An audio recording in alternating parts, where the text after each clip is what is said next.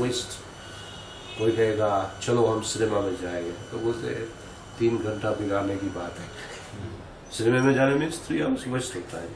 कोई बोलेगा चलो ये कम्युनिटी गुड सर्विस है, किसी के मैरिज में जाने का, किधर ये जाने का, किसी सोशल वर्क पे या कोई नेशनल वर्क, ये सब श्रम एवं ही केवलम, अंत में कुछ मिलने वाला नहीं है, जीरो। भक्ति में तो वो मिलेगा जिसके बारे में आपको पता भी नहीं चलेगा। आप इतना प्रोग्रेस करोगे जो एक दिन पता चलेगा, जब आप एक शुद्ध भक्त को मिलेगा या गुरु को मिलेगा, गुरु कहेगा यस आपने कुछ प्रोग्रेस किया है उसका मतलब आप आगे जा रहे हो। तो भक्ति चैतन्य चरितामृत में लिखी गई है कि भक्ति तो कृष्ण को ही कृष्ण को बहुत प्रिय है, और भक्त जो है भक्ति को छोड़ता नहीं है मृत्यु तक। मृत्यु भी आ जाए तो भी भगवान का भक्त भक्ति को नहीं छोड़ेंगे। बेस्ट एग्जाम्पल है हरिदास ठाकुर। 4 दिन बाकी है उसका शरीर छोड़ने का, और उस समय शरीर तो बहुत वीक हो गया, वो ऐसे बैठ भी नहीं सकता था, फिर भी ऐसा बड़ा बड़ा जब करता रहता था। तो महाप्रभु उसको हर रोज प्रत्येक दिन उसको मिलने आते थे विदाउट फेल। तो महाप्रभु उसको पूछते हैं कि हरिदास आज कुछ अच्छा नहीं लगता है, ये तुम्हारा ये जो स्वास्थ्य मीन्स तुम्हारी बॉडी ठीक नहीं लगती है। बोलती है क्या करूं, अभी ये नाम लेना भी मुश्किल हो गया है। बोलते तुमने तो बहुत नाम ले लिया है, अभी नहीं लो तो चलेगा। बोलता है नहीं जो नियम है वो नियम।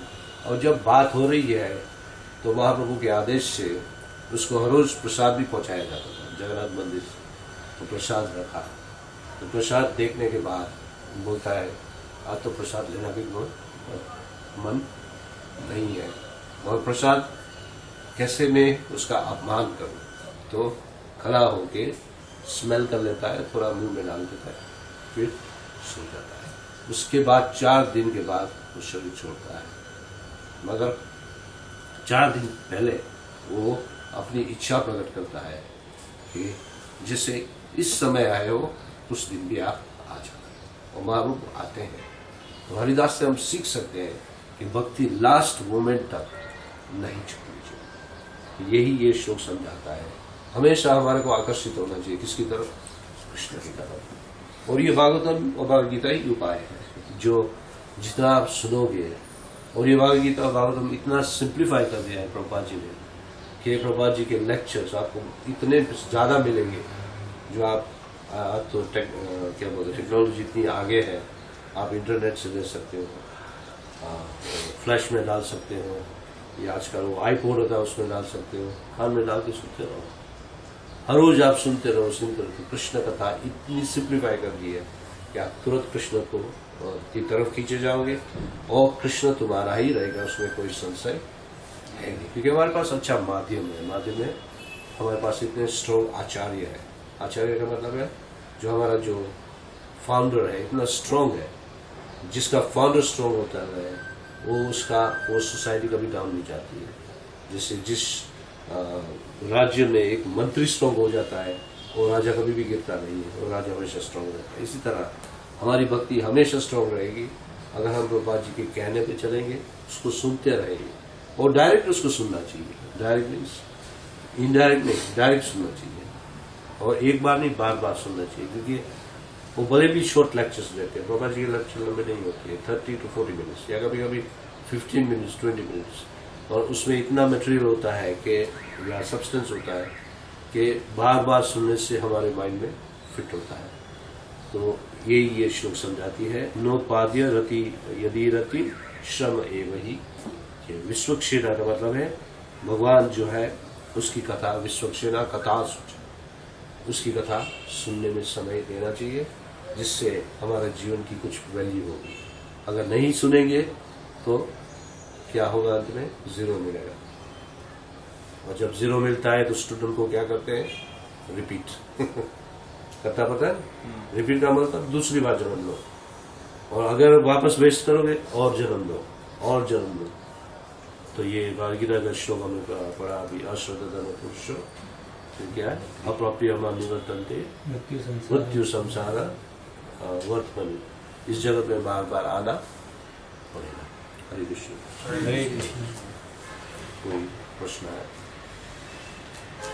प्रभु जी, आपने कहा कुंती माता वो एक साधारण थी, वो जानती थी ये भगवान है, लेकिन मैंने सुना है कि गांधारी माता वो तुम्हें वो माता तुम्हें जो पिता तुम्हें वो बंदी सिखाती है, उन्होंने ये स्तुति, तो वो कितना कृष्ण के बारे में जानती थी? वो या ये स्तुति उसने नहीं लिखी, नहीं, ये तो स्तुति वेद में है।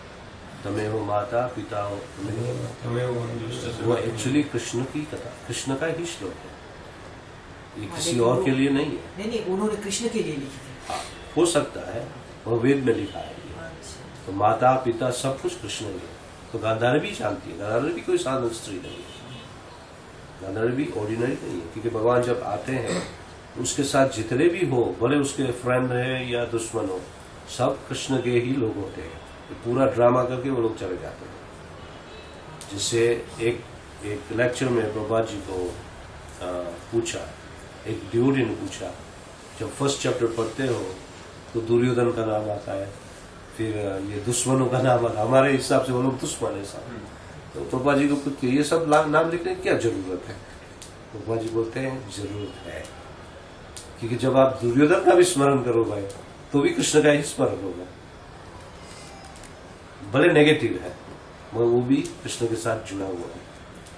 अंत में क्या बोलते हैं, या भागवतम 3rd कैंटो पढ़ो ना, क्या बोलते हैं, 3रा स्कंद, उसमें एक चैप्टर है Krishna's pastimes outside Vrindavan, Brajdham के बाहर जो लीला की, उनमें एक लीला में आती है कि जब दुर्योधन गिरा हुआ पड़ा था, ये टूट गई थी, क्या बोलते हैं, जान, और खून बह रहा था, और सोचो उसके बाजू में कोई भी नहीं था, अकेला क्योंकि सब मर चुके थे, सब चले गए थे। तो उस समय कृष्ण उसके पास आता है, ये पढ़ना, ये श्लोक है। और दुर्योधन को पीड़ित होके भगवान खुश नहीं थे, मीन्स भगवान देख के उसको दुख हुआ। अगर कृष्ण की जगह हम होते तो हम क्या कहते, सड़ो और मरो हम तो ये कहते थे।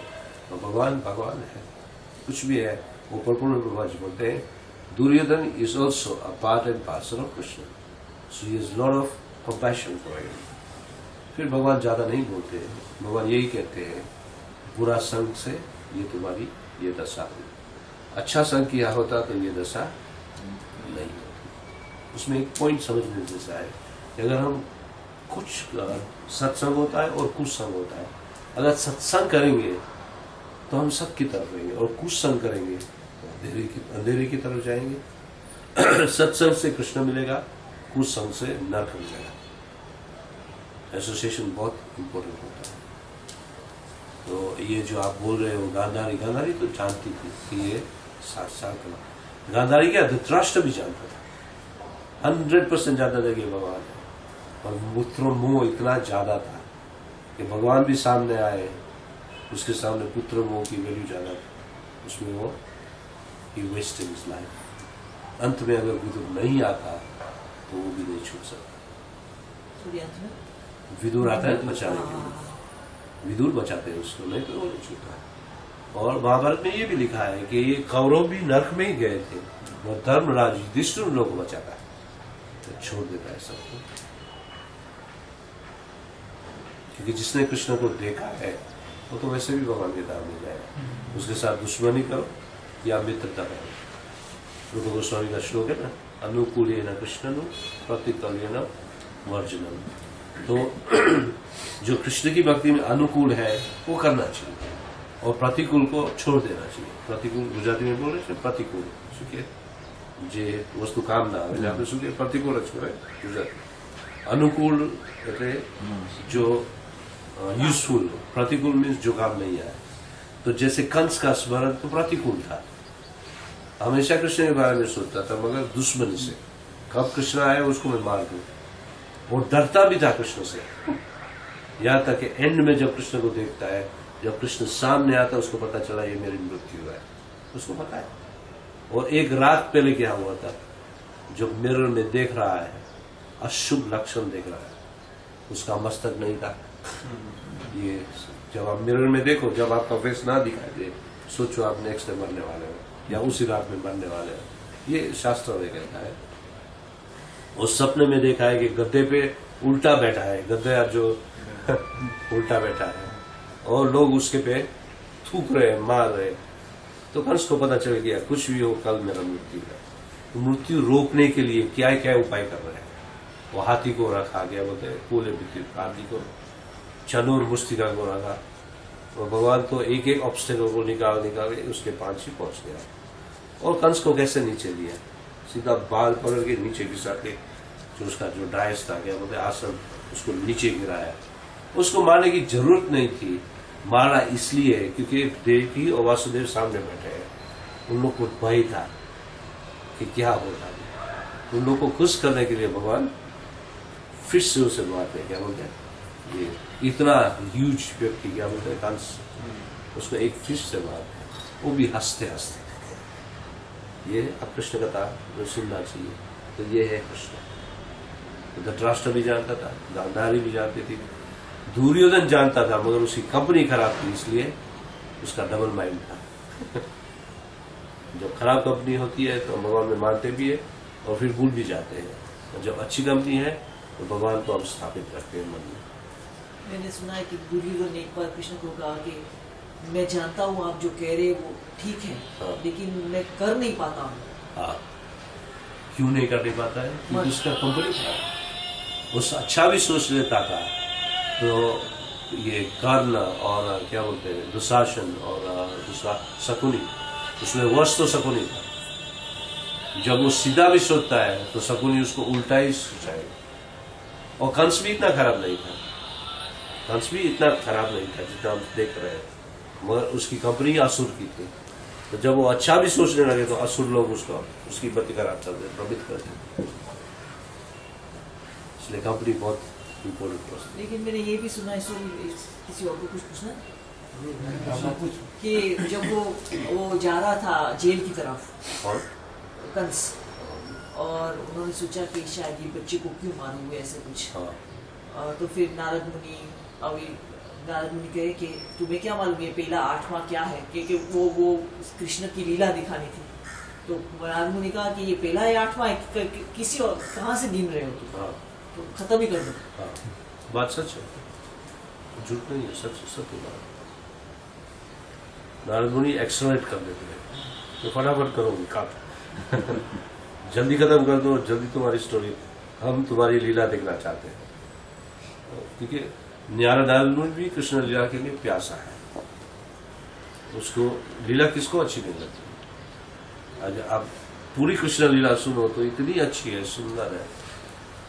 और कृष्ण के कोई भी रूप ले, जगन्नाथ रूप लो, द्वारकाधीश का रूप लो, बद्रीनाथ का रूप लो, तिरुपति बालाजी का रूप लो, उन लोगों की एक एक लीला आप सुनते रहो, आप पागल हो जाओगे कि ये तो मैंने सुना ही नहीं है। सब भक्त लोग ही लीला सुनाते हैं, इसलिए हमेशा कथा सुननी चाहिए। तो फिर यही श्लोक का मतलब है, विश्वक्षेना कथा सुना। भगवान कृष्ण का एक नाम है विश्वक्षेना। विश्वक्षेना मीन्स पर्सनालिटी ऑफ गॉड, जो विष्णु रूप है। एक विष्णु का एक नाम है विश्वक्षेना। ये कौन सा श्लोक है? ये पहले स्कंद का दूसरे अध्याय का 8वां श्लोक। ये सब श्लोक एक ही लाइन में इतने वैल्यूबल श्लोक है, जो ये श्लोक सब प्रभा जी को प्रिय है, इसलिए ये श्लोक मैं आपको बोला। ये श्लोक बहुत बार प्रभा जी कोट करते हैं। ठीक है, और कुछ पूछना है? हरे कृष्ण। मंत्राच मंत्रावतार